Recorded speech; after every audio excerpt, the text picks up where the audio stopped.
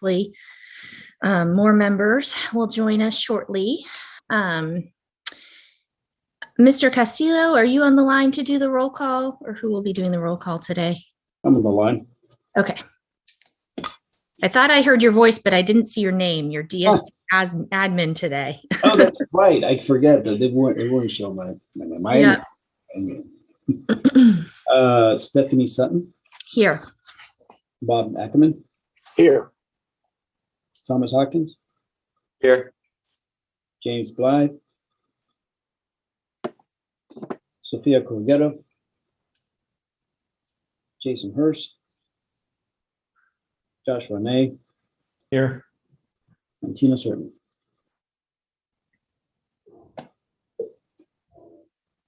Okay, and would you mind me reading the announcement into the record as well?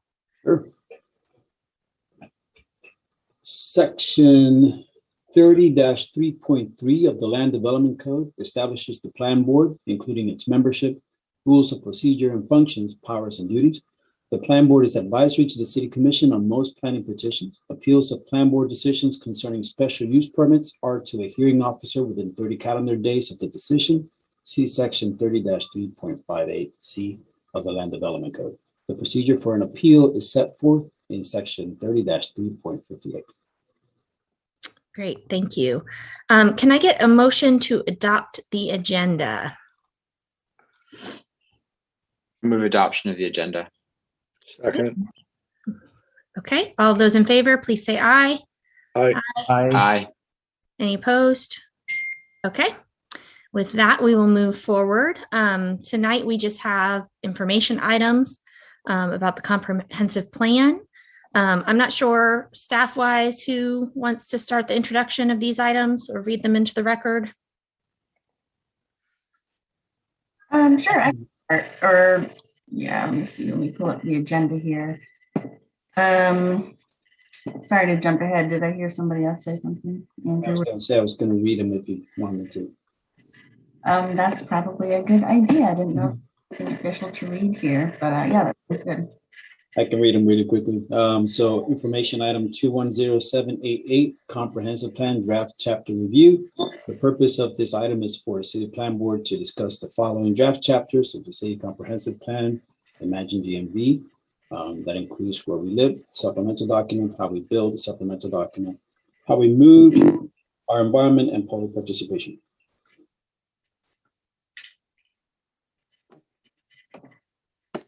All right. Well, I can get us started with the first item on that list for the comprehensive plan chapter review is the Where We Live chapter. And just to start off and give a little bit more of an introduction, we reviewed almost all of the draft chapters up to this point. We have these last two remaining chapters to look at: Where We Live, How We Build, as well as some supplemental documents. So there's the two supplemental documents that go along with those chapters. Also provided in your backup was the supplemental document for the environmental chapter. However, that is still going to have more work done to it. But we wanted to at least show you what the starting point was. So if you're ready, I'll go ahead and get us started with Where We Live. Yep, go ahead and jump right in. All right, sounds good. While I share my screen here.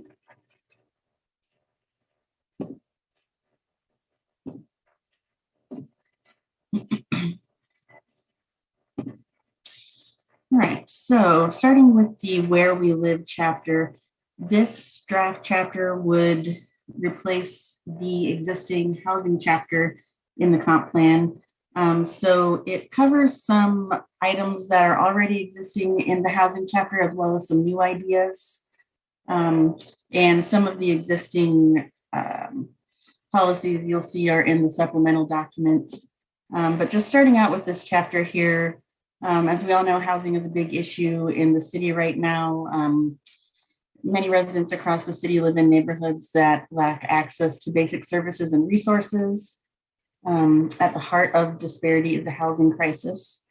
Ensuring that neighbors in Gainesville have access to quality and affordable housing is one of the most important strategies for ensuring that the city is a great place to live and work. So our working group came up with 4 outcomes. So these are the major outcomes that you see here on the screen here, and then underneath each outcome are specific strategies.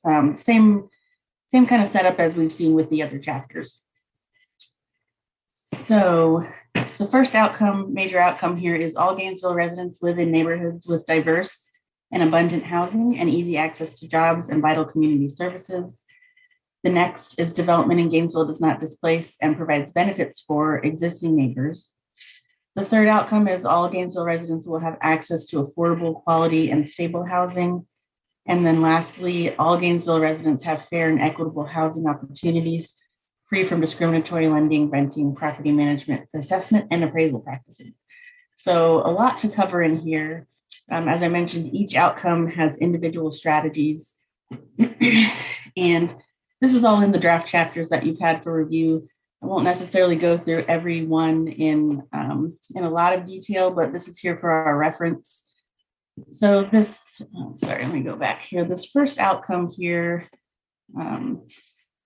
talks about focusing on removing barriers from the land development code, which might limit the construction of new housing or increase the cost. It also talks about identifying the needs of different communities by conducting assessments such as a housing needs assessment, supporting complete communities by implementing strategies from the Affordable Housing Action Plan, which is a plan that's been proposed and written by the Housing and Community Development Department. And that's currently up for discussion with the City Commission as well. It encourages collaboration with other community partners, enhancing existing underserved neighborhoods, preserving and improving public housing as well. So those are some of the major concepts in this first outcome. The second outcome talks about not displacing existing neighbors. So this has been a big issue that's come up over the past few years in terms of people being able to stay in their neighborhoods. So some of the strategies here are data collection to track and report the displacement that's actually happening in these areas and actually identifying it as an issue. Support for developing and funding programs to provide rehousing assistance, looking at anti-displacement programs, and things like that. So these are some of the broad strategies that would be in place to implement this outcome. So third outcome, all Gainesville residents will have access to affordable, quality, and stable housing. This specifically is getting into funding initiatives and funding sources and potentially designating surplus city land. So this is about the funding and the provision, the actual provision of housing, whereas sort of the beginning of the outcomes, we're talking more about removing barriers. This also suggests that the city support a housing coordinator staff role to oversee the identification of priority investments. And lastly, this outcome talks about fair and equitable housing opportunities in relation to discriminatory lending, renting, and property management practices. So this would involve a lot of community partnerships. It is very aspirational, I will say. It's something not just the city can fix, but it does introduce the idea of working with other entities like the Alachua County Property Appraiser and other, housing working groups within the city to tackle this issue, which is a big issue. It's an issue nationwide, not something the city can solve all on its own, but it at least puts that goal out there and recognizes that it's an issue that should be looked at. So that's really just the basic overview. Obviously, the plan goes into a lot more detail, and we'd like your feedback on the draft chapter that we've provided to you in your backup. So I'm here for questions you may have on that. We also worked with the housing department on this, and I know Andrew Persons was very involved with the drafting of this chapter as well, and and probably speak to some of the issues or questions you may have. So that's it for the formal presentation. Great, thank you. Any board members with comments on this chapter?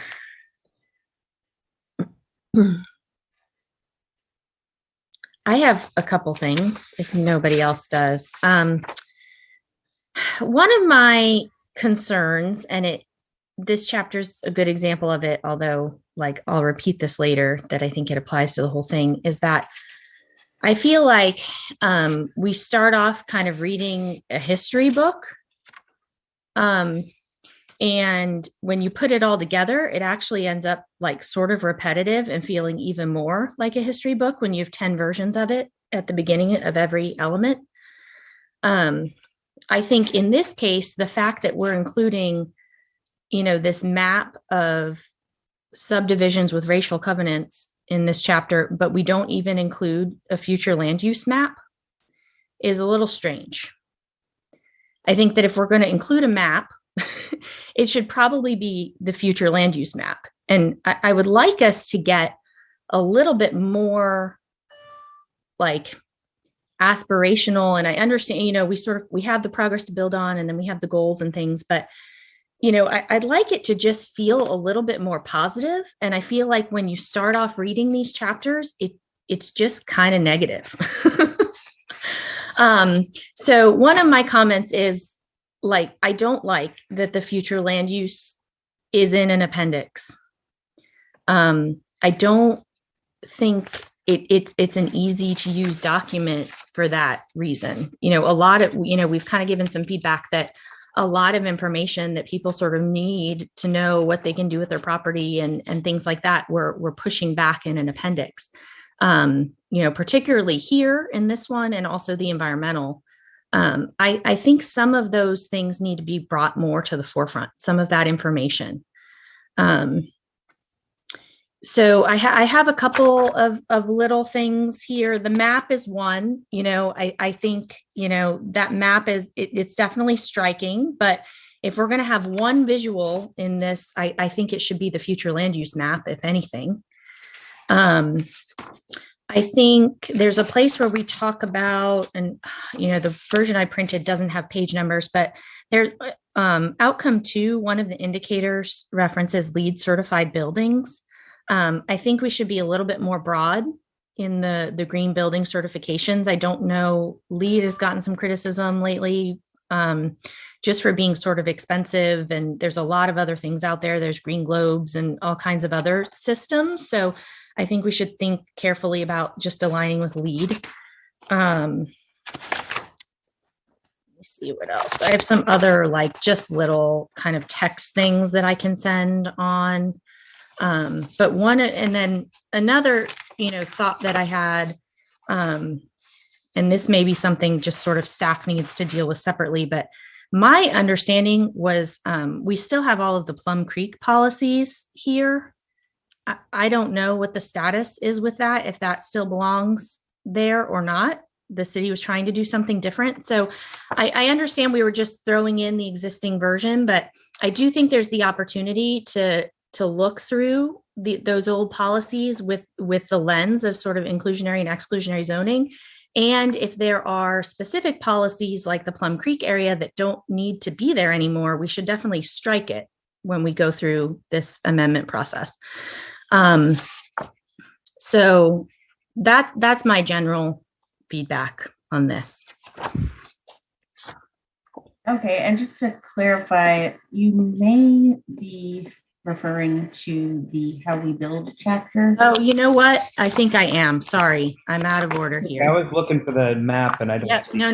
I am. I apologize. That's okay, and we will talk about that next. Okay, no, I apologize. Yeah, no problem. I should have probably clarified. So yeah, we've been, when the consultant presented, they scrolled us through the document, which I think was a little bit helpful. I understand you guys have PowerPoints, but I apologize. That was on the top of my stack. No, okay, I'll pull the document up as well if you all want to look at it. So, and I will also say this chapter that I was just talking about, where we live, is very related to how we build, which is more of like the future land use chapter, and even going through and drafting the 2 chapters, there's so many similarities. And I mean, they're just so related that it's sort of like, all right, what do we put in this chapter versus this chapter? And things like that. But let me go ahead and pull up the actual draft chapters just in case that's helpful.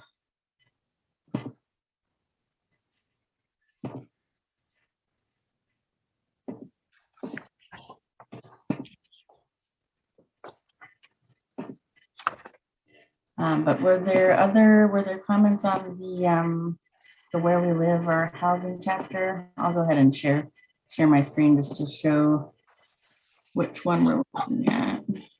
I had a question. I don't know if you saw my hand step. Oh, yep. Sorry. I don't have the little That's okay. box up. Go ahead. I wanted to ask about the,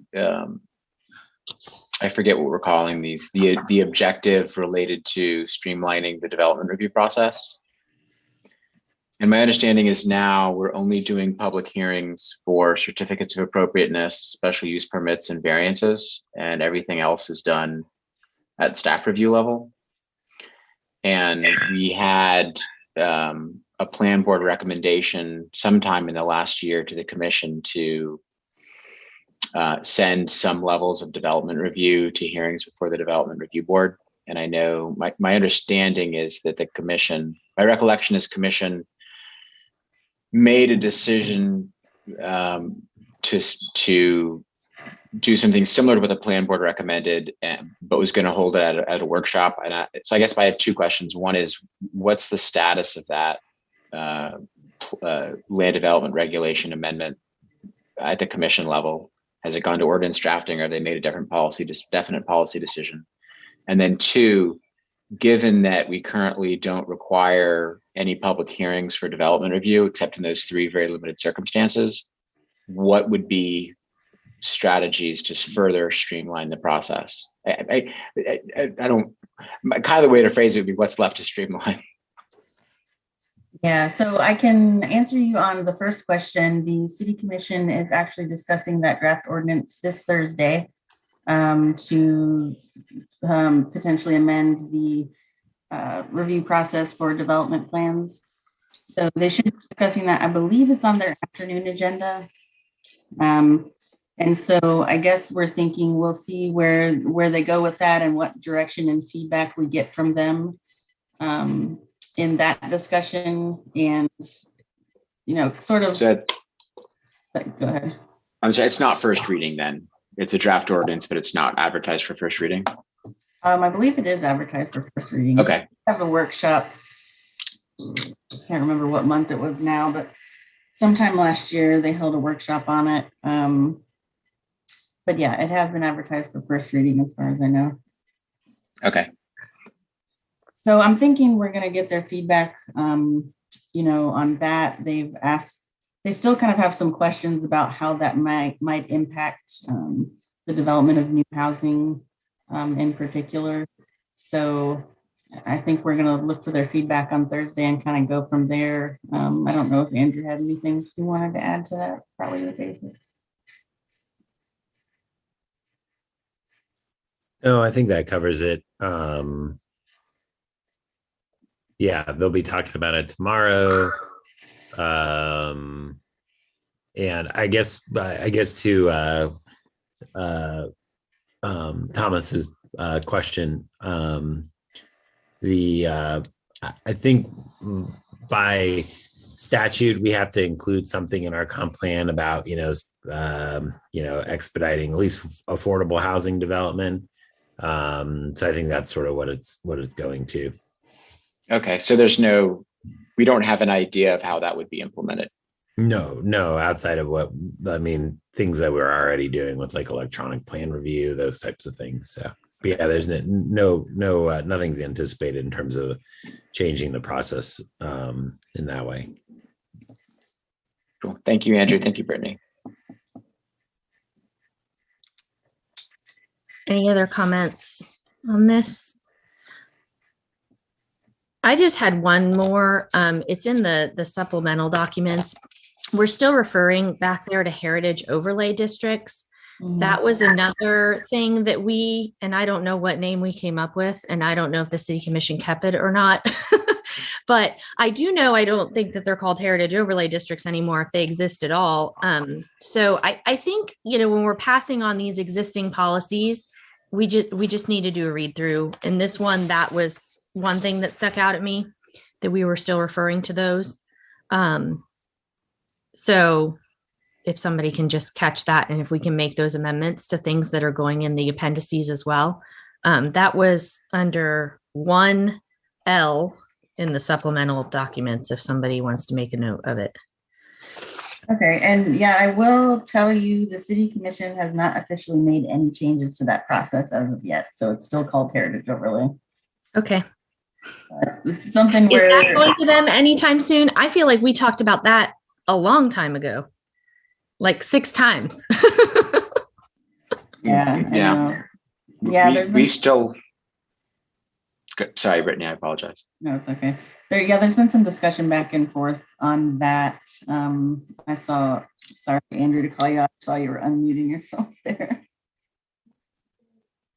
Oh, yeah. I was just going to say, I think we're probably going to take that to the commission in the next, probably month or so. I think we'll have to take it to them as a public hearing to try to get direction.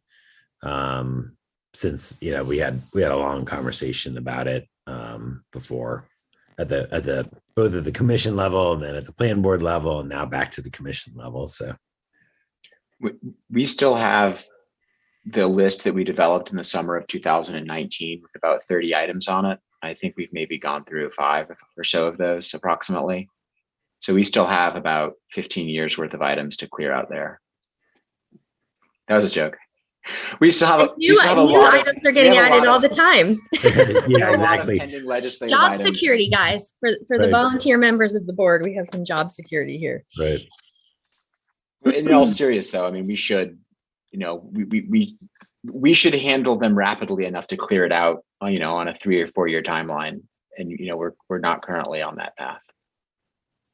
Yeah, and honestly, I don't know where the heritage overlay item is going to go based on the direction from the plan board. It was just to not it didn't really propose any actual changes. Just go away. Yeah, I think in the end, we decided that we should get rid of it.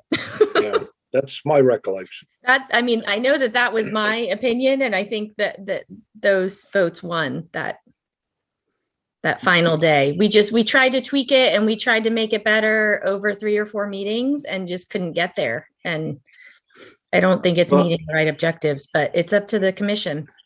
Yeah. We'll have to check the minutes.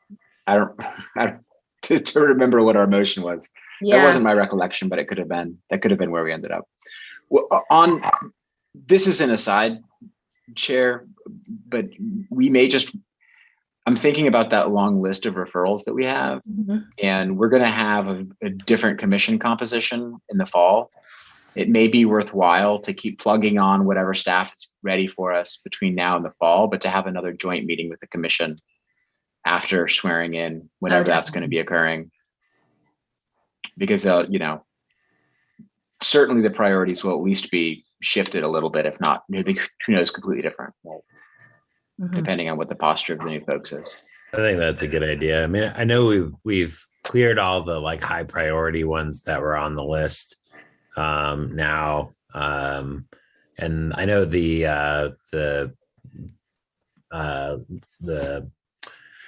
ordinance that the commission will take up on second reading tomorrow night, which is the building code, or the building standards, that wrapped in a bunch of the list. But I agree with Member Hawkins. I think it's probably a worthwhile exercise to sit down with the new commission and go through the either start fresh on things that they want to work on, or refresh the list. So yeah, I agree. I think that's a good idea. Madam Chair. Yes. I have a kind of a generic comment. I find myself increasingly uncomfortable about the process, and I hate to sound like one of these process people, but I'm increasingly uncomfortable that we're going to do this comp plan update with virtually no public input. Meaning, I understand people have the opportunity, but whether we've caught their attention or not, I think that the answer is pretty resounding. We haven't, which means that at some point we're going to all be sitting here and they're going to say, where the hell did all this come from? And it does seem like there should be at some point some more robust public hearings. And I suspect that pretty much has to be in person. I think that's the time you'll get people to turn out. And I understand we'll undoubtedly get people who hate us just because we're us. But I just remember the last time when we did the form-based code, we had dozens of well-attended public hearings. And I'm very concerned that we're going to end up at the end of this process, it's going to be passed and someone's going to say, where the heck did this come from? That's it. I definitely have similar concerns. I mean, we'll see if anyone calls in tonight, but to date, no one has called in when we've had these workshops. I understand there's been some targeted outreach, but I don't think, cherry picking who gives feedback is the right way to go here. I mean, we know that this community cares about these issues. They came out in droves for the land development code change, and to have no one participating in public hearings is not representative of this community. So something isn't going right here. Now, is there a way for us to look at the e-comment stuff? Because somebody wrote, I think there was a op-ed the other day that we didn't look at the e-comment from our last meeting.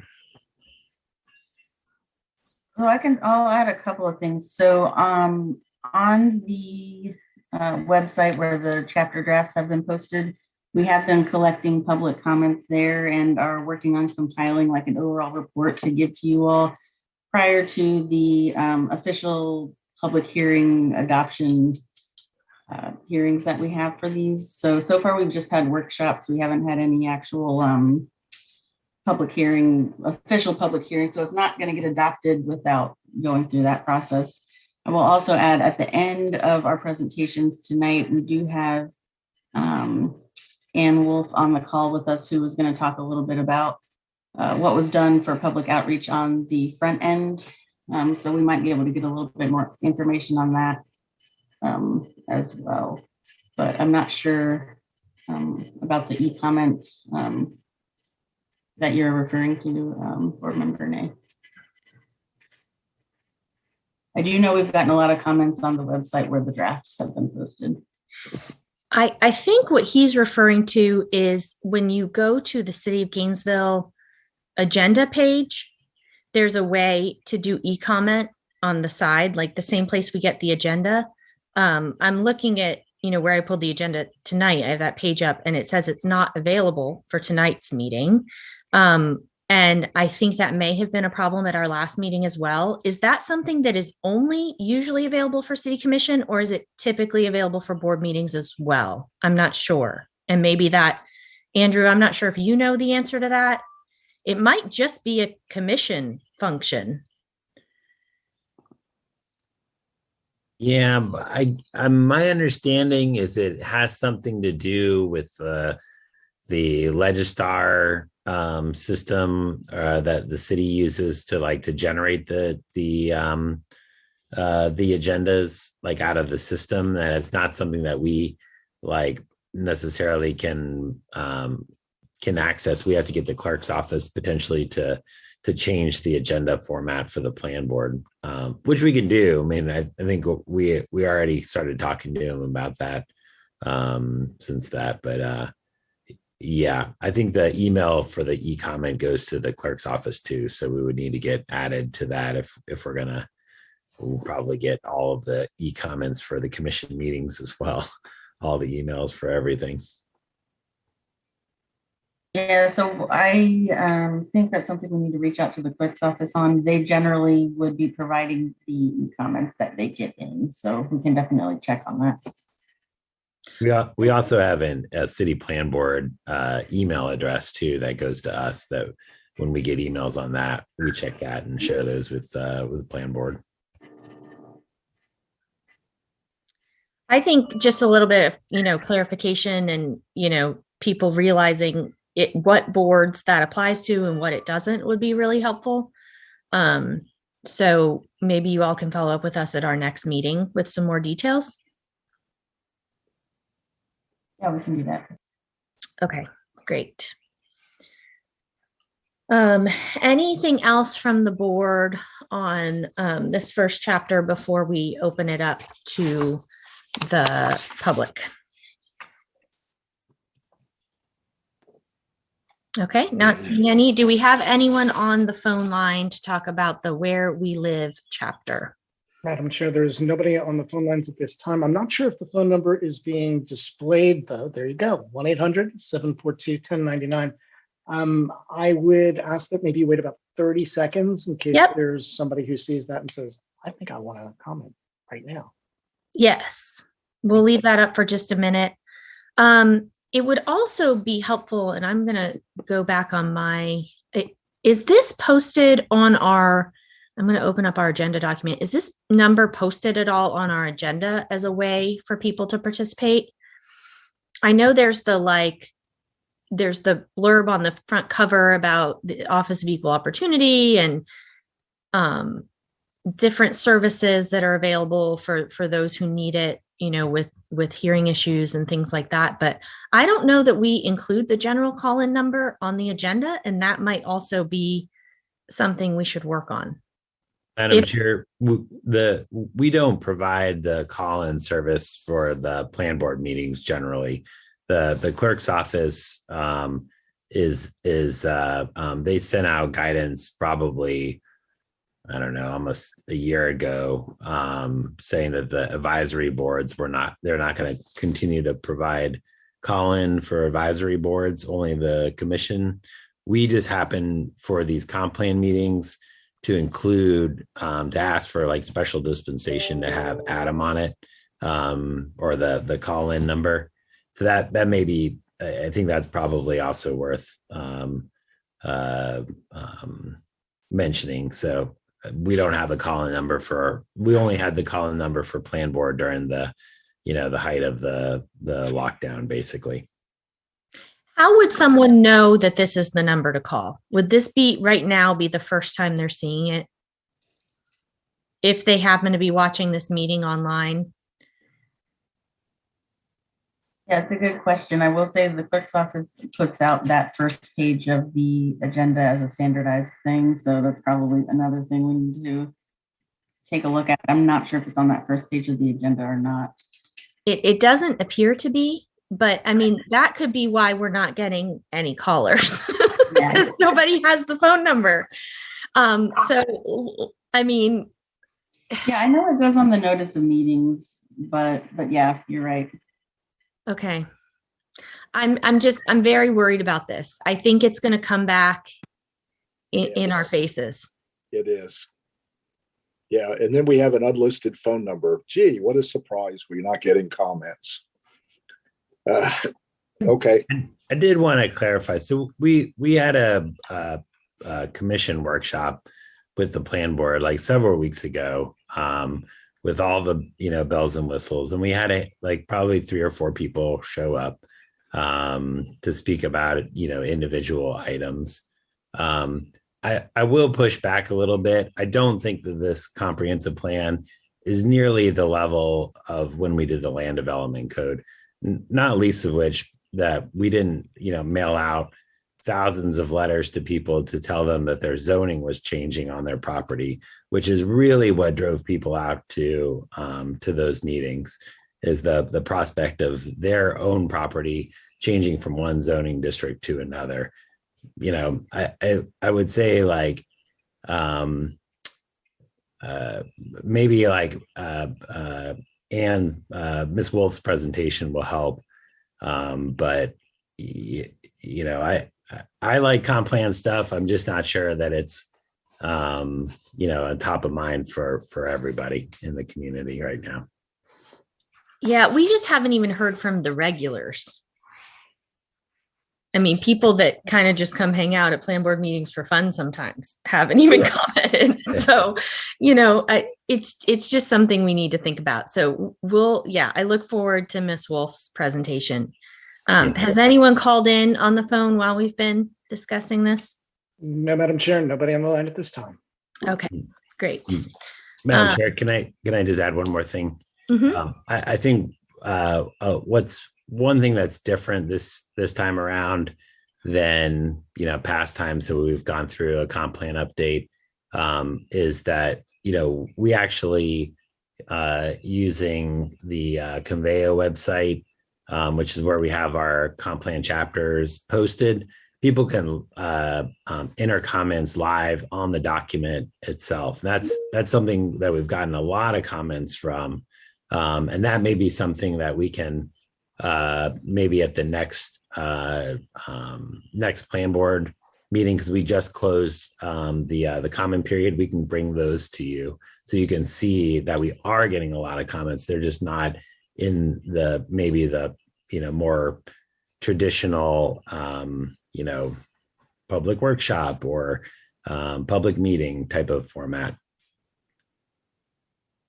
Yeah, I can add, we did get quite a bit of comments on the first round of chapter drafts, over 400 comments online. So we'll definitely provide you with the summary of those. We've just been working on putting those together. Great. Is there a way to tell who made those comments or how many distinct individuals made those comments? Yeah, I believe so. Okay.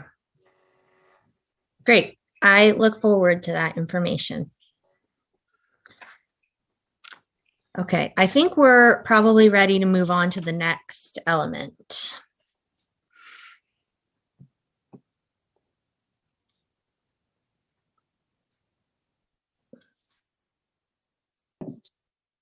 All right, so the next that we have up is the How We Build chapter. Nate, Nathaniel Chan, and Juan Castillo and I will be going through the overview of this chapter with you all.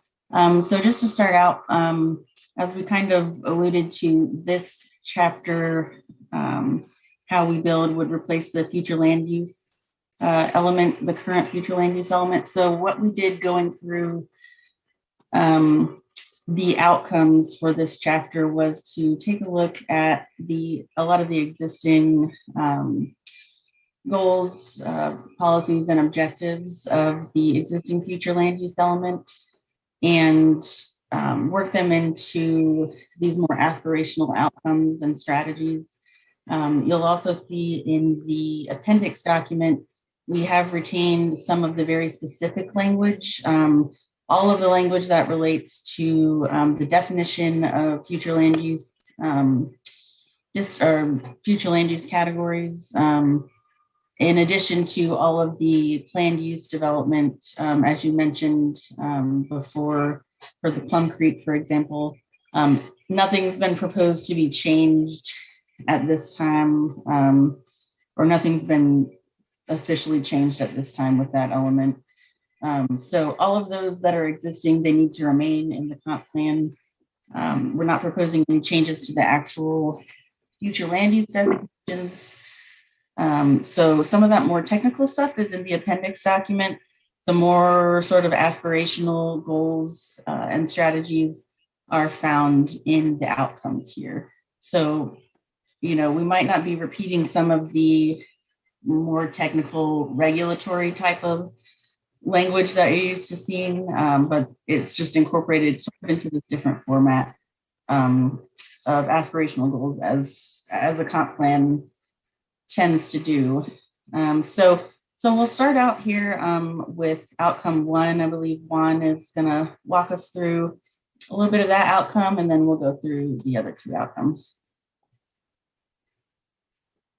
So as Brittany mentioned, this is we're dealing with that kind of like an aspirational view of the comprehensive plan and setting our goals and objectives. And for outcome one, what we're really focusing on is ensuring or helping to steer a development that provides equitable an equitable built environment, as well as a complete built environment for all Gainesville residents, where anybody, regardless of who they are, regardless of their race or their orientation, can enjoy the services that they need, as you know, as well as anybody else can. So, to do that, we have some strategies that we've outlined that will steer, again, language within the land development code and steer development in order to create the outcome, the aspiration of all outcome number one, where all Gainesville residents can enjoy living in equitable and complete communities. So strategy number one, for example, speaks of assessing existing land use and zoning, overlay districts and environmental designations throughout the city to determine their ability to support the basic needs of all residents. And that's, I apologize, who's calling me right now? But that is fairly self-explanatory. We are looking into making sure that our zoning and land use designations provide the opportunity for development to enable services that people within certain communities have available to them, so that they can, so that the development actually may come to fruition. That people, you know, we have a situation where some neighborhoods lack development that support basic needs, such as, you know, food supermarkets or medical services, etc. So that's one way of, that's the first strategy on this outcome. We have another strategy that talks about urban design standards, establishing the land development code shall create a more interactive development pattern. Again, we're speaking about complete communities. So we're referencing where we have potential for street connectivity, where we have a more established relationship between the facades of building and the public realm, the massing of buildings in relation to one another, etc. And then we have, I'm not going to go through all the list, but just to give you an idea, for example, in number 4, we talk about creating, we further emphasize creating the complete community, where it talks about multimodal transportation in relation to existing and proposed development. We're proposing alternative transportation choices, which we've talked about in the transportation element in more depth, but here, of course, part of every neighborhood, a strong component of any neighborhood is the ability to move around and to have the ability to connect from one space to the other for the reason. So a neighborhood that promotes walking, a neighborhood that promotes different types of transportation choices, bicycling, or bus transit, mass transit, etc. And of course, the location of services within the neighborhood. So we want to make sure that these services are available in close proximity to where people live. And that way, that will make it easier for them to actually get there, and also make it to where anybody can get there, whether you are young, old, or whatever your racial makeup is. Lastly, of course, not lastly, but another example is, of course, to diversify housing types. This has been a discussion as of late, a significant discussion in the, not to call it the HRA, inclusionary exclusionary study, but we know that Gainesville has a significant amount of land that has been devoted to strictly single family zoning, and there's not much opportunity for more varied and diverse housing stock And we know that for minorities and people of color, they tend to use more of the missing middle housing development, so small scale multifamily. And that's something that Gainesville is currently significantly lacking and doesn't really have an opportunity to develop. And so here we have the opportunity to introduce a strategy where we specifically focus on creating that missing middle and diversifying housing options, not just with multifamily small scale, but also in the incorporation of mobile homes in certain areas and tiny homes, etc.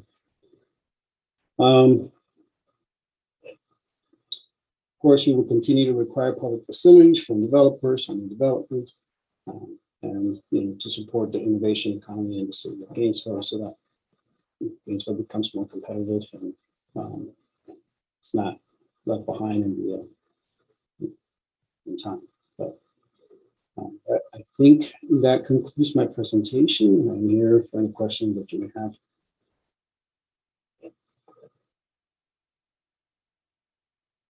Great, thank you.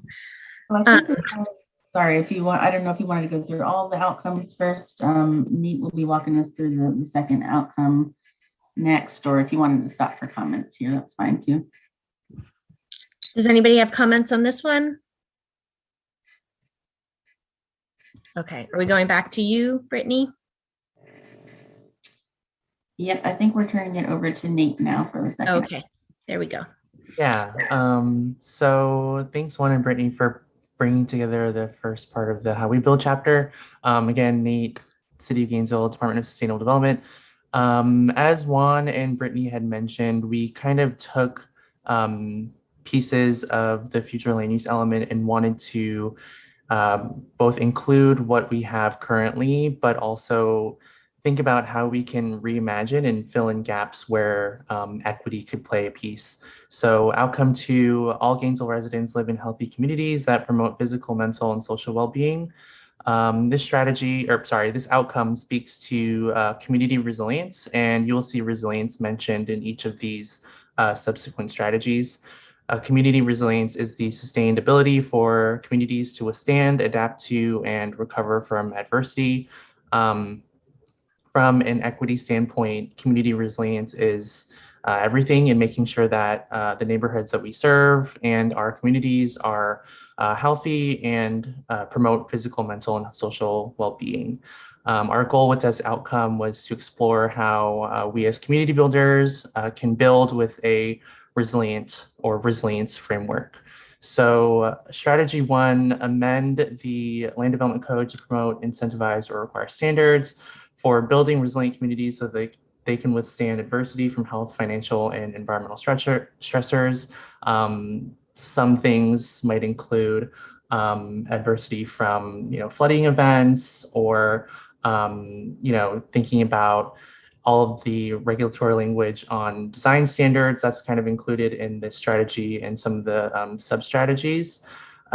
Strategy 2, conduct a community resilience assessment for indicators such as educational attainment, unemployment rate, disability, home ownership, mobility, etc. Thinking about resilience in sort of this larger framework, and making sure that when we build facilities, or when we're approving development, or when we're reviewing development, that we're taking into consideration the special facets of community that we should pay attention to when thinking about developing in certain areas. So strategy 3, ensure that new construction is built with materials intended to last for the long term. This sort of speaks to what you all had discussed previously, and that's going to be discussed on Thursday, I believe, with building construction and materials. That was specifically for transit zones, but thinking about this in a resilience framework and how we can both prop up the work that we're doing currently, but think about it in terms of how our communities are built so that they can, that the people that live there can foster in all of the ways that they can. So again, happy to answer questions at the very end, but I was going to pass it back to Brittany for the last outcome. Great, thanks. Right, thanks, Nate. So this third outcome talks about safety in the built environment. So the outcome is all Gainesville residents experience a safe and inclusive environment. And so you may notice in here, we don't make specific mention of CPTED or CPTED principles, but we do talk about and propose language that does the same type of thing as CPTED does. We just didn't necessarily want to base it off of crime or the fear of crime per se, but using the lessons from CPTED principles, we do hope to achieve the same goal, without necessarily making specific reference to crime, but more about safety in the built environment. So, with that said, a couple of the strategies here talk about activating spaces in the built environment to create an inviting, comfortable, livable experience, promoting a built environment through design standards that create an atmosphere where all neighbors feel comfortable and confident spending time, and reducing risk areas in the public realm to increase pedestrian and bicyclist safety. So a lot of these things are already covered. A lot of the ideas are covered in the existing comp plan and in the land development code. And so this is sort of, as I mentioned, calling them out in more of the overall aspirational goal with the specifics further outlined in the comprehensive plan. And this would incorporate a lot of the design elements that we already have and do not want to lose in the existing comprehensive plan. So that's really the summary of that is safety in the built environment. And just as a whole, this chapter is addressing the built environment in general, trying to incorporate a lot of the existing future land use goals and policies, I guess sort of in less technical language. And then the supplemental document has a little bit more of the technical language that we're used to seeing. So that concludes the formal presentation, but we definitely are looking forward to your comments on this one. I know this is a chapter that,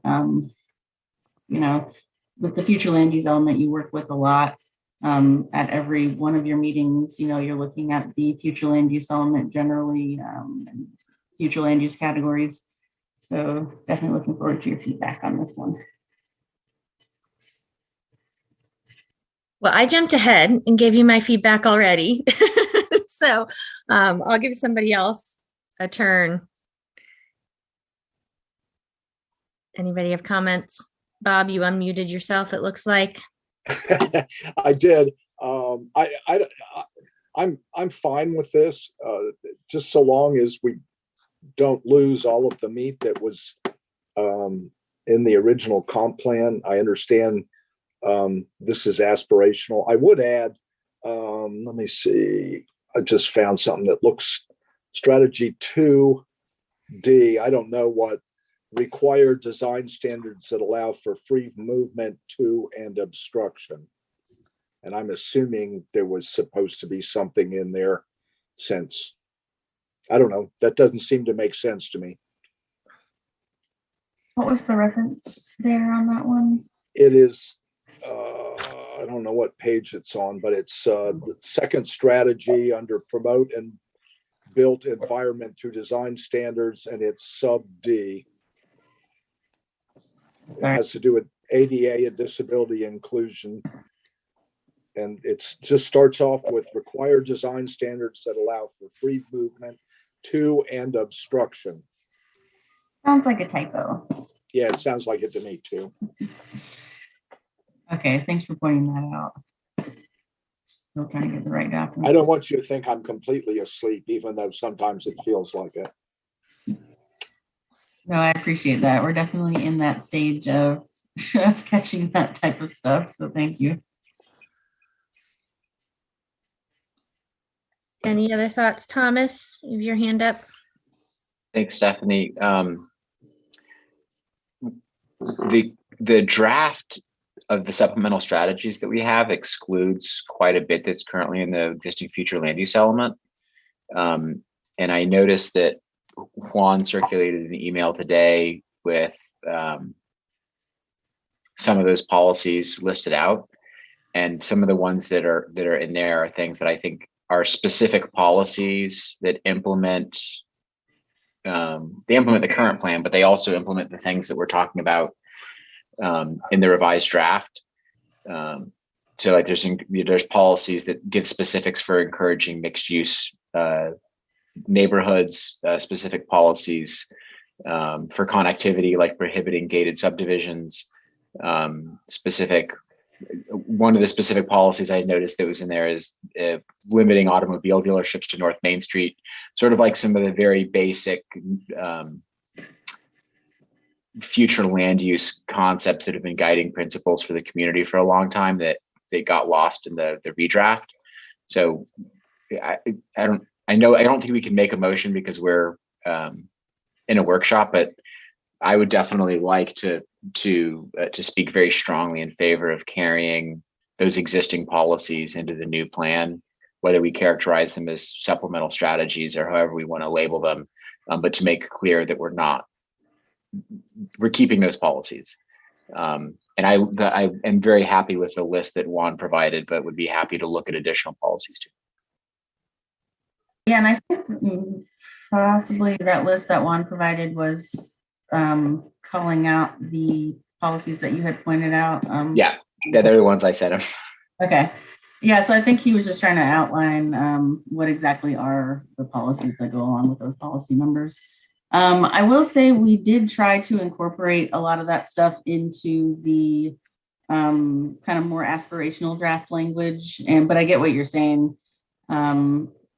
If there's some in particular that we should also keep in the supplemental documents.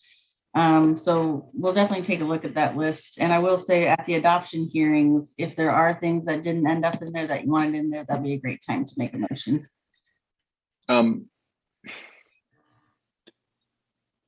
But we'll, of course, we take that feedback now as well.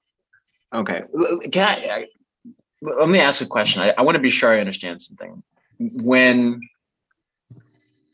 information that goes in data and analysis is not part of the comp plan and isn't binding on the city, but all the policies are. And my understanding is that the material that we're describing as supplemental strategies, we're intending to have the same effect as policies. That they're not going, maybe we're going to organize the comp plan a little bit differently, but they are going to be part of the adopted comp plan.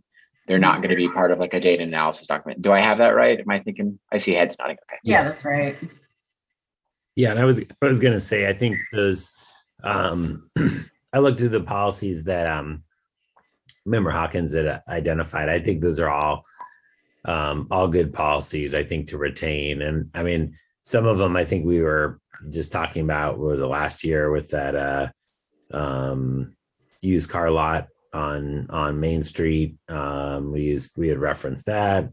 So I think that's good feedback. As much as I would probably love to get rid of all of these single, property policies out of the future land use element, for an individual development, I think we need to keep those as well. But those are the supplemental strategies are part of the adopted plan, and they have the same effect, whether it's in the beginning of the chapter or whether it's in the supplemental section, but they still carry the weight of law. Yeah, and we will be getting more specific feedback from the state on that. We plan on sending them a preliminary draft before it goes to official public hearings and things like that, to get their feedback, to make sure that we are organizing that correctly, because we do want it to still retain the same effect. So it might just end up being a formatting issue at the end, but definitely we don't want to take away any of the effect of that. So this is a sidebar, but relating to that and state requirements, things like the capital improvements element, water supply, the property rights that we just voted on, where are those things going? Because there's state requirements to be in comp plans, and I just don't see them here. Like, where's the capital improvements list? So that will still be in the final comprehensive plan document. The chapters we've been presenting to you as draft chapters, just haven't included those up to this point. But So so are we thinking we just have an appendix with like everything the state requires that we don't want to put up front? We'll still have to have a capital improvements chapter. That Mr. Castillo, I think, just updated that with the help of the other departments. So that'll be part of the adopted plan. I think as Brittany indicated, we just haven't gotten there yet. We've been focusing on the more substantive parts of the plan right now. Okay. Yeah, but we're definitely not going to leave out any state required things. We're currently going through a list of all of the state required data and analysis and elements per Florida statute, and compiling all of that required information as well.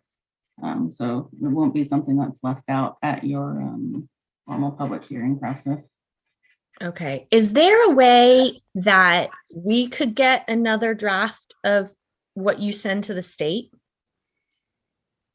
when you get to that point, but like with more lead time than the week or less than a week we get before public hearings? Like, I would be interested in seeing it when it has all of that. Whenever you feel like you have a complete draft, if you could share it with us, I think that would be helpful so we can spend some time with it.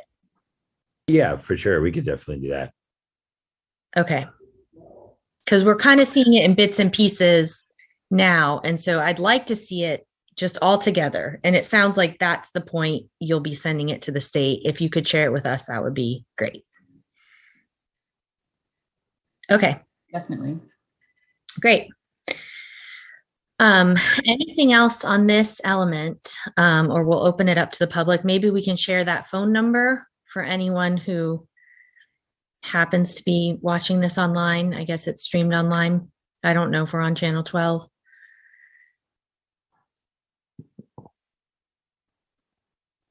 And just let me know if we get anybody. We'll leave this up for a minute. Yep, Madam Chair, there's nobody here right now, but like you said, we'll leave it up for a minute and see what rolls in. Okay, great.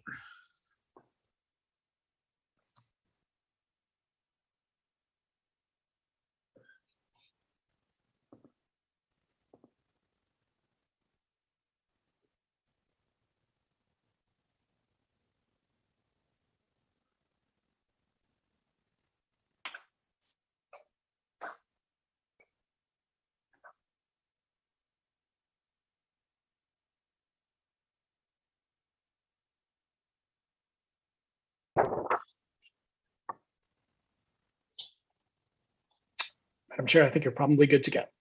Okay, great. Thank you. Is there someone that's going to walk through, or are you looking for input on the, there was also, and actually it's called different things on, and I may have printed this out before, but I have a draft that's called How We Get Around. And then there's also a draft that says How We Move. And then the environmental supplemental strategies. Is there someone that's going to walk us through those, or are you just looking for feedback on those? At this moment, I think we're looking for feedback. Last time we discussed the How We Get Around chapter, there was a request to supply the supplemental data. So that's what this is right here. If there are any questions, of course, I'm available to answer those, but at this moment, we're just looking for feedback. Yeah, I think on the transportation chapter, we would probably want to invite Debbie Leisner from transportation for any input as well.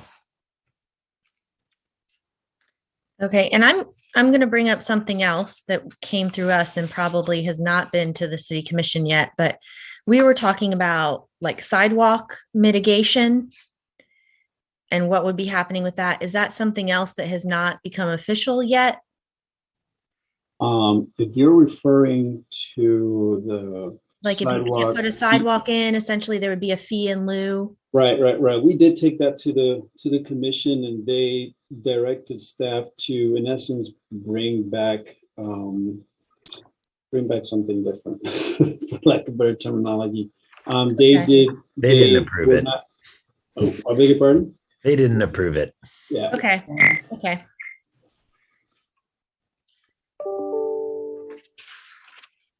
All right, since we're sort of talking about the transportation one, is there any input from board members on the supplemental strategies that we saw here?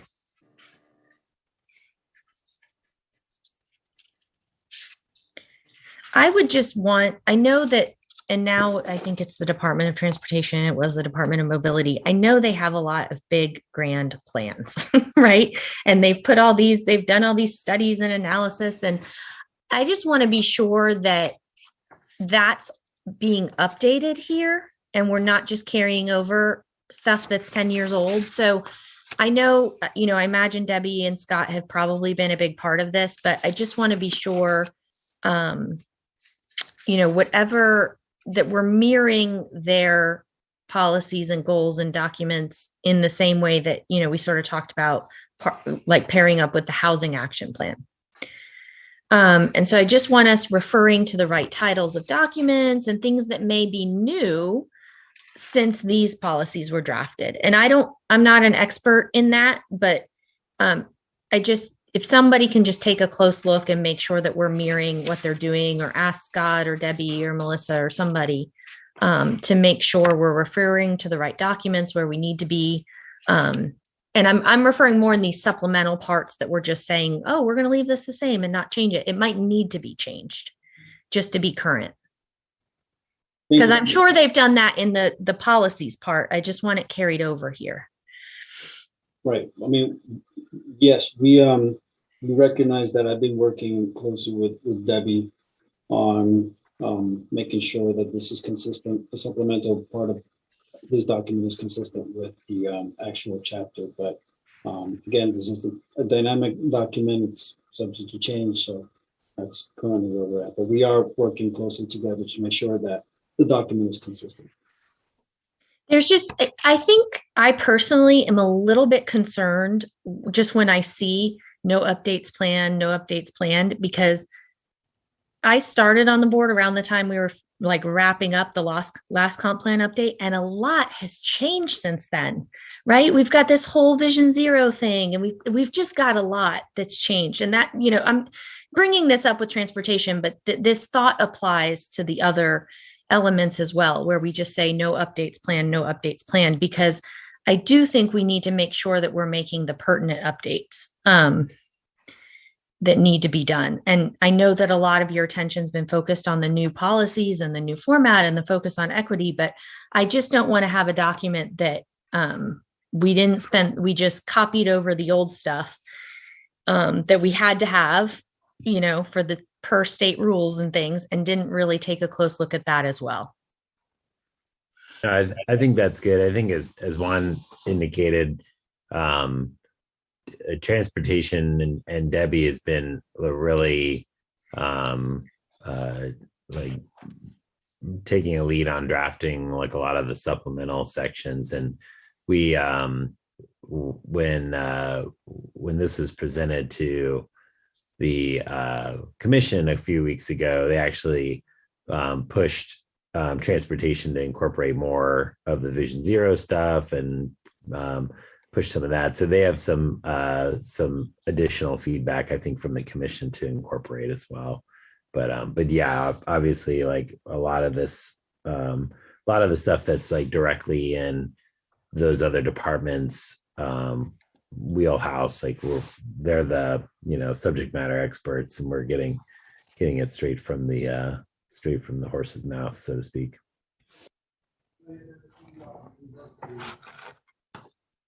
Okay, great. Any other thoughts on this? Okay, and then the environmental supplemental documents, I think, were the other thing that we had a link to on the agenda. And I don't know, I see Forrest. I guess this has maybe landed on his lap. The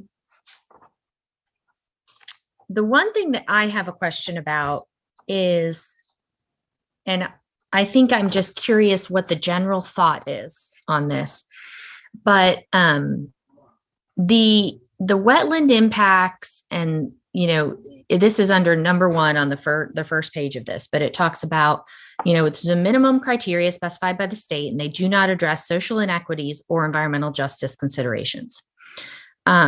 And it says we'll develop additional public interest criteria to supplement existing criteria and incorporate these considerations. So I have 2 questions with this. One is, are we looking for more flexibility in those areas to allow? I mean, we're talking a lot on the east side of town. There's a lot of wetlands on that side of town, just the way the soils are. Are we talking about allowing more flexibility for the potential for more development there? Or are we talking about stricter buffers and protecting environmental resources to a greater extreme there? Like, which direction is this implying that we're going to go? It's not clear to me. And then the other overriding thought that I have is that the county wetland policies are much more strict than the cities and override anything that the city has to say in the current language. So I think we're putting our heads in the sand a little bit if we aren't representing the reality of the county wetland code. I don't know if there's thoughts on that or if we need to discuss that later.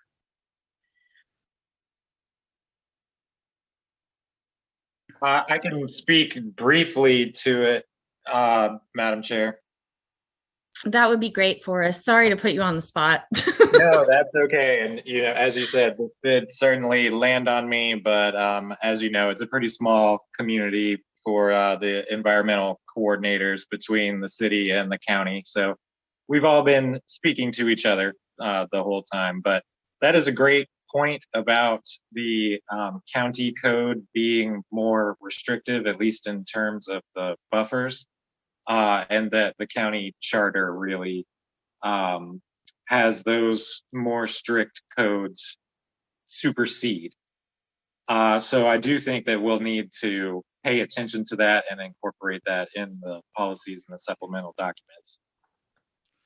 And I'm not personally a fan of like the city necessarily using the same numbers that the county does, but maybe we just reference their policies and say that as long as, this situation exists in the city, you have to follow these county rules. I mean, that's just the reality. And so I would hate for,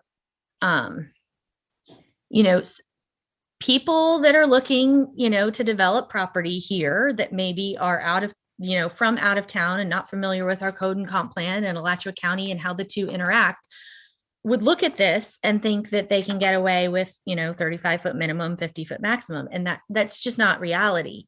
So I want it to reflect reality. I'm not saying that the city should raise their numbers, but we just need to reflect that the county has overridden the city. Yeah, I think that that's a good point. Where we do still have or can maintain some flexibility there is, the definition really of what provides the most positive, benefit or environmental benefit. And I think we would have to look closer at the charter language and how that refers to both our land development code and our comp plan policies, but also the counties for the same. So we may have some flexibility there in some situations where the city's code could be articulated to be or to supersede the counties in some situations. But I think you're absolutely right. We need to make sure we have that tightened up and buttoned down, because that, of course, has been a situation for several years now since the county passed their countywide wetland protection code. And I think it's just another example of like things have changed. since we did the comp plan. Right. So we can't just copy and paste from the old comp plan. Like, we really need to read everything and just bring it up to date.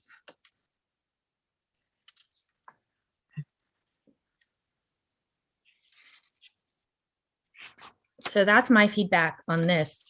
Anybody else with thoughts on the environmental supplemental documents?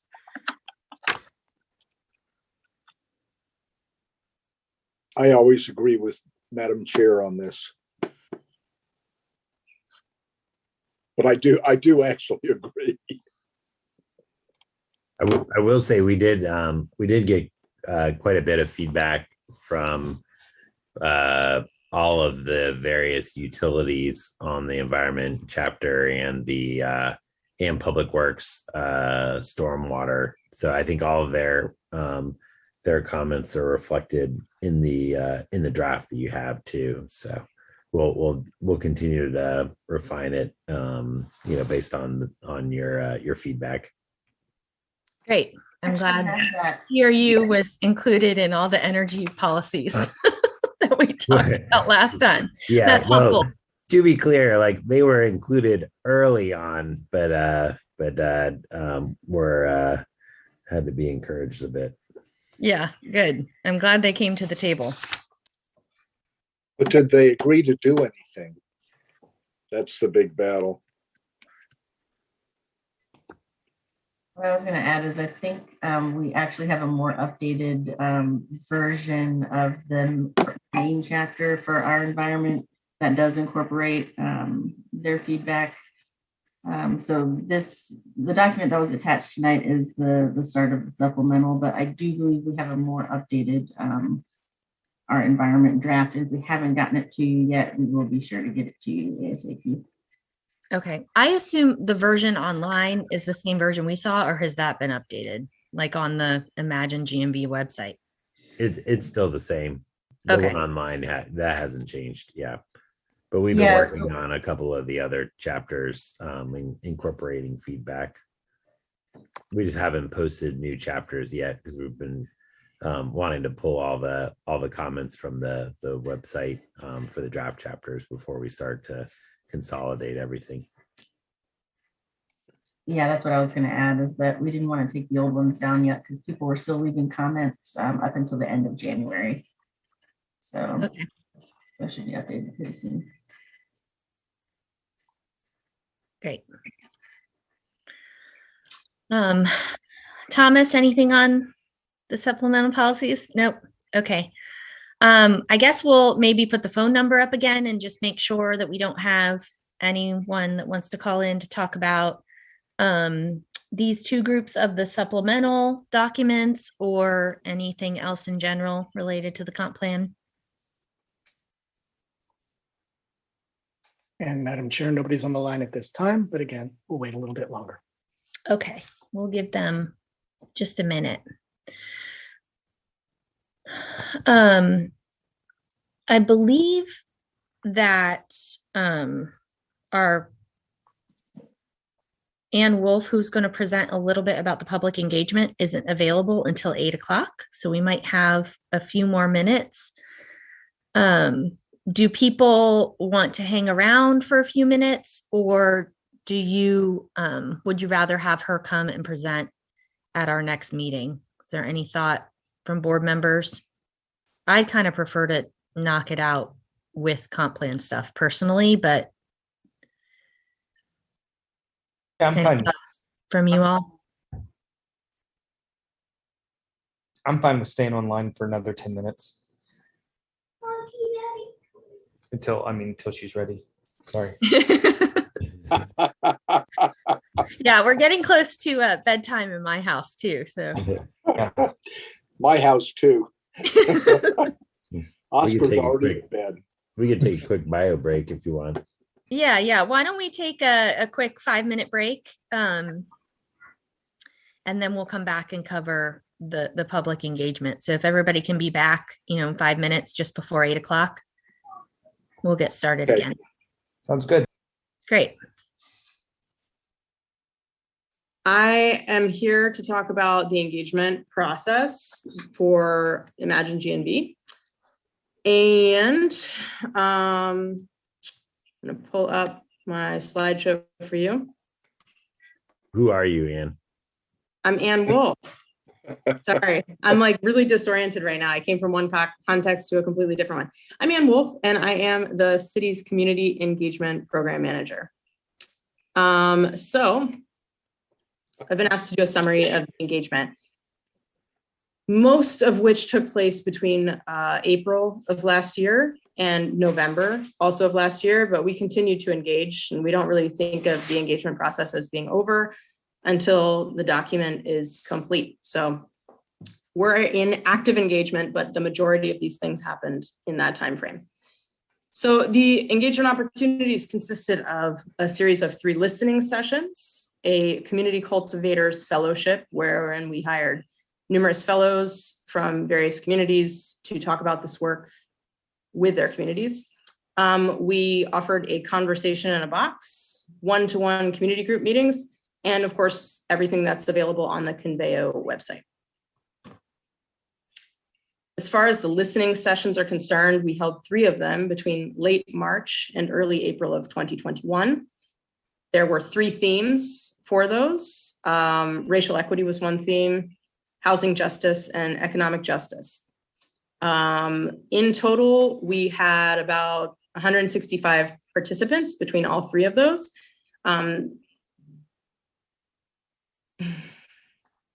Hold on a second, I'm getting messages. Well, what does this mean? Okay, I don't know what that means. Somebody actually on the call just texted me, and so I was trying to clarify if something needs to be fixed. Are you able to see me okay? Can you hear me okay? All right, super. We see you, but we also see your slide preview rather than full screen, if that's what the comment was about. Oh. Sorry, Ann. Got you. Okay. Okay, so yeah. I don't know. Sorry, is that terribly distracting for you? Because if No, not, I'm just it's fine. Okay. The listening session's goal was to bring staff and community together in discussion of overarching topics related to the plan update. In terms of the community cultivators, we had 10 fellows, and we met with them 2 to 3 times a week between April and June of 2021.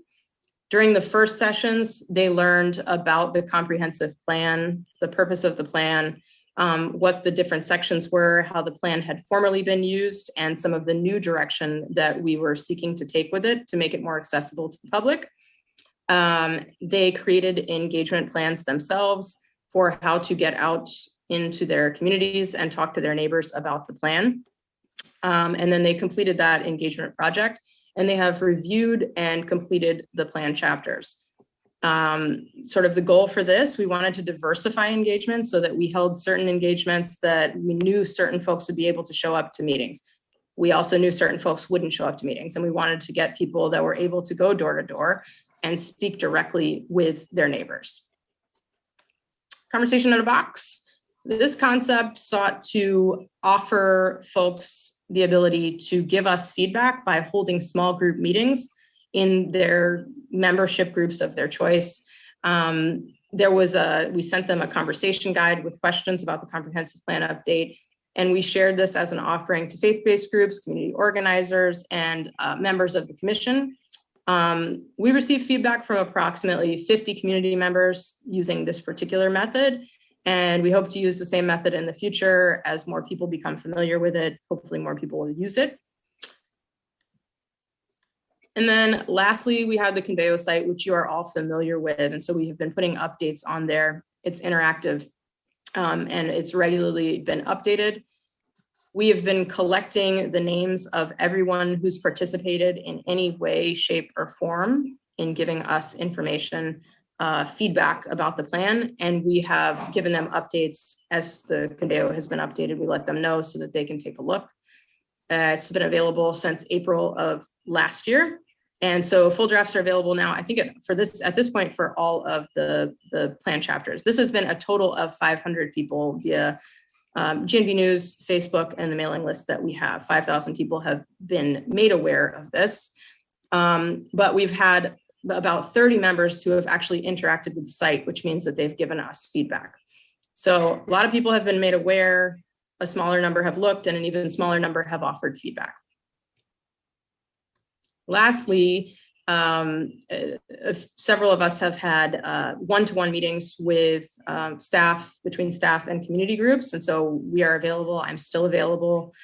As people ask me, I will come, I will talk to your community group. I will talk one-on-one about what's happening with the plan, the status of the plan, and take feedback wherever necessary. So we're really seeking to be responsive anytime we hear, hey, these people don't know about the plan. We are working to get out there and let them know. So the last slide I have for you is how the plan board can assist. And I'm sure that some of this you have all already done. So I'm sure that you're sharing the drafts of Conveo with your network, advocating for people within your network who may need to see this or may have concerns, that they take a look at the drafts and that they offer their feedback, that you've already offered all of your feedback in Conveo, and that you reach out with any questions that you may have.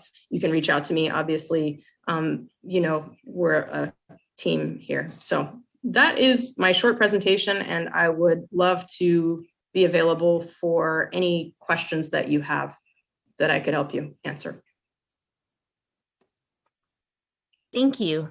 Do board members have questions for her?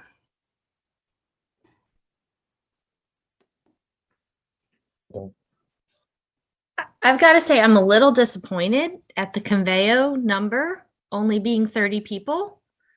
You know, you know, we've sort of been told that that's been a good way for people to give comments on the plan, because we haven't had a lot of participation at workshops like this or our meetings. And I think 30 is a little bit low.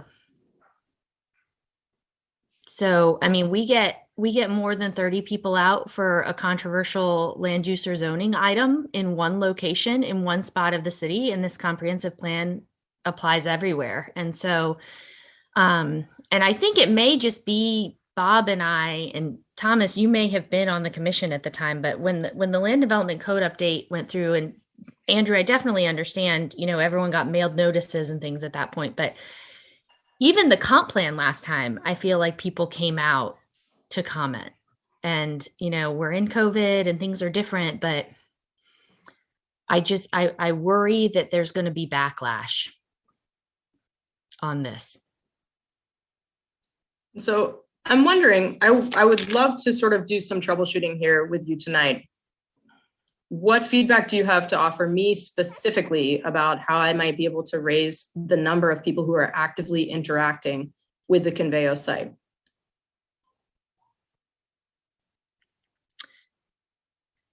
So I realize that it's gone out in, you know, the city, and I don't know the numbers of any of these things, right? Like the city weekly newsletter. I think at some point, like, and I realize, you know, we're in an era of COVID, but, you know, I think I mentioned this, you know, at another plan board meeting. We actually managed to have like a fairly successful in-person event related to the downtown master planning process. You know, old school tables, people coloring and, you know, writing their ideas on paper, like kind of classic planning workshop, right? Which may or may not be, you know, technology does great things too, but like out at Bo Diddley Plaza, like some kind of, I think sometimes people just want to come and talk to other people about it. And like, these are issues that, you know, it's about every aspect of our lives and the community that we live in. And so it's hard to just sit by yourself in front of a computer screen and talk about these issues. Like it is something that we need to get the community together and conversing about together. If we really want to say that we're getting public input, like that's how you get public input. You can get individual input from the computer, but I think discussions need to be happening. And I know you all did some workshops and, targeted outreach in specific places, but, there is like, and it's totally outdated. There's this neighborhood, leader list that we have to mail to every time that we do a site plan or rezoning anywhere in the city. And so, I know the plan board over the years has said, hey, why don't we get this updated? But I don't know if we've like even tried to engage those people, because they are heads of their homeowners associations and stuff. I know there was a concerted effort on the east side, and I know that this is focused on equity, but there's a lot of members of the community. And I think even going the traditional route is okay. I worry about kind of, our regulars, I would say that, once you're on the plan board, you sort of see some of the same faces, coming to meetings. The fact that we haven't heard from them worries me. So you have regulars and I have questions. I want to talk to the regulars, right? So let's hook me up with who your regulars are. And those are people that I might not be in touch with. And if you have a strong sense that I'm not in touch with them, I would love to reach out to them. In terms of a larger, and sorry, Thomas, I see your hand up and I'll stop here shortly. In terms of a larger community event or a dialogue, I'm not sure that at this point, the level of nuance that would have to, because I was at the downtown plan Bodidley Plaza conversation, I think we've reached a level of nuance that's going to be hard to get feedback. It's going to be pretty granular feedback that we're looking for at this point. It would be difficult to do that at a larger public engagement. But in terms of talking to your regulars, I would welcome that conversation, and we can maybe brainstorm on who those folks might be and how I can reach out directly to them just to make sure that they're apprised of what's going on, and we can take their feedback into consideration prior to too long from now. Well, how about instead of, and maybe you've already done this, but instead of the big Bo Diddley thing, what if we started doing some smaller stuff like at Porter's Community Center and at the senior center and some places like that?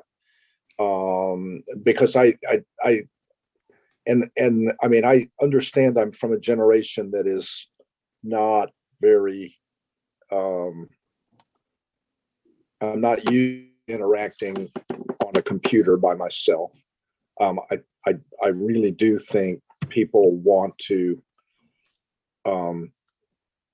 come talk in person, and I think we're gonna. I agree with Stephanie. I've been saying this for a while.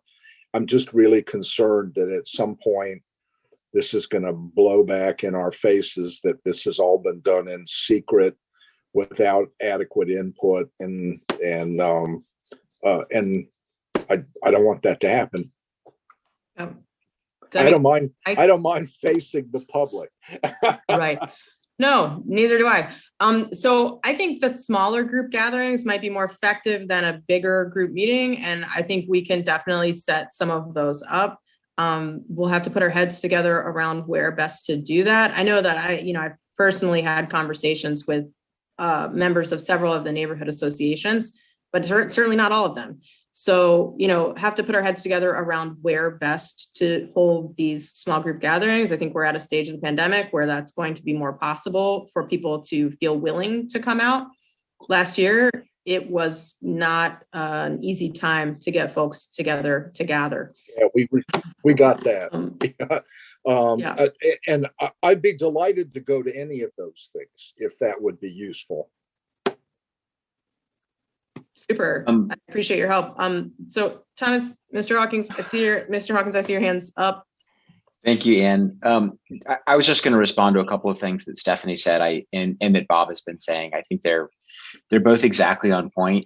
I think regarding the plan board regulars, they're a subset of the city commission regulars. So you wouldn't be surprised by any of the names or faces if you participate in the city commission meetings. It's not everybody. Like, we don't get folks who are concerned about GRU, but we do get folks who are concerned about affordable housing, right? So it's, if you were to communicate to people who regularly attend city commission meetings, you would capture all the folks who Yeah. have been interested in our issues in the time that I've been on the plan board. I think what we're lacking that we should try to pursue is a live in-person meeting with just this on the agenda that's somewhere outside of City Hall. It could be Porter's Community Center. It could be, one of the library branches on the west side or east side to get out of downtown. It could be, it could be anything. I prefer a meeting with a broader scope rather than smaller meetings, just because it makes more efficient use of staff time. But if we need to do a couple of meetings to get geographic diversity and each one is smaller, I think that works. I really like your idea, Stephanie, of contacting neighborhood leaders from, I don't know who maintains it now, but the list that John Wachtel used to maintain. I think that's a really great idea. And that if we schedule it, 6 weeks in advance and communicate with those people between their email and social media networks, the word will get out to the folks that are interested in this subject. And then the final thing that I would say is, I think in terms of timing, if we wait to do this until we have a final draft, and of course it'll change based on input, but until we have a document that we can give people, rather than giving them a pastiche of a lot of different documents representing elements that might not all be in the same state of revision, I think that'll be good. We're not on a set year revision timeline, so we can go a little bit longer. And I love the way that you phrased this, Stephanie. You had really your language was great in terms of community involvement and enfranchisement. Bob's language is kind of like, it's going to be a disaster. I was kind of thinking about it in terms of the more work that we do on the front end, it'll have two practical outcomes. One is the city commission won't have to do as much, which is beneficial to them. It's one of the reasons that we're here. And two, citizens won't have to do as much because they have more opportunities to make their case that a policy should be different or an objective should be different. So I think all those sort of reasons for doing the public outreach are valid. But I just sort of think it's interesting how y'all characterized it a little bit differently. I'm sorry to interrupt, but my example for this is we did this for week after week after week for the LDR update, the form-based code stuff. And you had huge numbers of people, many of them very, very angry. And at the end, which was like 18 months, I think, when we transmitted it to the city commission, there were like 3 people there. We had managed to tell people what was going to happen, and we managed to do it often enough and with enough people that people got comfortable that this was not something that they couldn't figure out, or they had figured it out. And I think that's important. They felt heard, and we made a lot of changes along the way. It did save the city commission a lot of headaches because it wasn't all being, seen and commented on at the last minute. Anyway, I didn't mean to be so dire, but I am concerned about it. And I think, some of those meetings, one of the bigger ones I went to was at the GRU admin building, that big room that they have. I think the city center's a great place for that part of town. I do like the idea of some geographic diversity. So, maybe those 2 and maybe 1 or 2 more. Mel Hopper Library Branch is a great location. Yep, it is. Yeah. Yep. So I really like the idea of some in-person meetings and talking to the neighborhood groups and, giving them the list of, here, we're going to have these 3 meetings, like, please, help invite, your stakeholders to the one that's closest to you or most convenient to you. I think this is all doable. And I'm going to have to confer with Andrew because I don't have any, it will take staff time and I don't actually have staff. So I will be having to work with his team and figure out how we can, make this happen. But I think that having 3 or 4 meetings in different communities around town is very doable. And as for the, speaking just to the size of the meetings, if we have a huge meeting, it's less likely that, I don't know, we've done big meetings before, and I think that people don't feel any more heard when the size of the meeting gets too big. So I think the smaller meetings would probably be a good idea. There was one more idea that someone mentioned. Oh, neighborhood. So the neighborhood association list, all of this has gone out to those folks. We haven't made a targeted effort to put it out there, but we can do a round 2 to neighborhood association. Like the contact list includes all sorts of things. Some of them are no longer neighborhood associations, but we can definitely do a round 2 now that we have more out there, and let people know, we're reaching out specifically to presidents of neighborhood associations and neighborhood association groups with the drafts of the comp plan. So that's also doable. And as an example, Anne, I know we just scheduled this meeting less than 2 weeks ago, right? So I know we didn't have a long lead in time to give folks notice. And that's not on the staff at all. It's because the plan board hadn't met quorum in several months and had this kind of buildup of agenda items. Right. So part of it'll be getting a good lead on those meetings when we schedule them. That makes sense. I've been invited to this meeting like 5 times. I understand. All right. Well, what else can I do for you? Is there anything else that I can do to support you all tonight? Well, I don't wish to imply that you haven't been doing anything. I just think we need to do something that might be a little more effective. And I don't mean to, never mind. I think you've done some really great targeted outreach in particular communities. And I think we've also gotten, the tech savvy, I'm going to click on the link and go to the website people, right? But there's a lot of other people. So I think we're just, worried that they're going to find out about this, at the last minute or after the fact and be upset that they weren't aware it was happening. And so, we can all definitely brainstorm some more ideas and pass, anything else that comes to mind along to Andrew to share with you. We're trying to make sure that the community is aware this is happening. Super. Well, I appreciate your help, and I will bid you a fabulous February 15th. Yeah. Thank you for being with us. We appreciate it. Of course. Good night. After your birthday party. Yeah. Okay. With that, is there any other board member comment?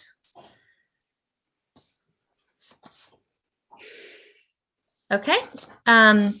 Then I think we can go ahead and I'm trying to bring up my agenda again. I think we can go ahead and adjourn for tonight. We will see you all in a couple weeks for the regularly scheduled plan board meeting. Let me see if I can find the date real fast. Is that supposed to be next Thursday? Next Thursday, the 24th. Normal time and place. Madam Chair? Yes. Really quickly, I didn't know if you wanted to entertain public comment, just. Oh, sure. Yes. Yes, we can put the phone number up if anyone has feedback on the public engagement process or anything else we've talked about tonight. Thank you, Juan. We'll give it a minute in case anybody calls in. I don't know if anybody also, I wanted to talk about the March meeting. I know it's a little early, but that's spring break, Alachua County spring break. And I'm going to be in New York City. I don't know if other people have kids and are going places with their children, but just wanted to put that out here in case there's a, Josh, you have to sacrifice the kids for the plan board.